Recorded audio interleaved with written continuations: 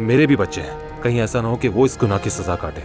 सजा का फैसला सुनाया जाने वाला है। अल्लाह का शुक्र है मैं तो बच गया। जरा रुकिए जनाब, ये आदमी झूठ बोल रहा है। अपने तहरीरी बयान में इसने कहा कि वो सीधा आगे बढ़ता रहा, लेकिन मेरी बीवी को टक्कर मारने के बाद गाड़ी मुड़ गई और सीधी मुखालिफ सिमत में चली गई। क्या आपके पास इस बात का कोई सबूत है? जी हाँ, बिल्कुल है।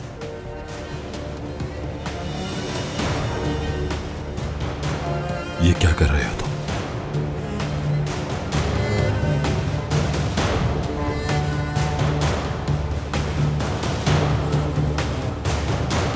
ये फुटेज आपने कैसे हासिल की? जहाँ जुर्म हुआ वहाँ एक कॉफी शॉप है और वहाँ एक कैमरा लगा हुआ है। जब पुलिस ने मालिक से पूछा तो उसने कहा कैमरा खराब है ताकि वो इस मामले में ना उलझ जाए। उसके बाद मैं खुद गया तो देखा कि कॉफी शॉप बंद थी। ये मुझे मशकूक लगा। जाहिर है मैंने उस शख्स को ढूंढना शुरू किया और यहाँ तक कि मैंने उस कॉफी शॉप वाले को ढूंढ भी लिया। फिर उसने मुझे फुटेज भेजी।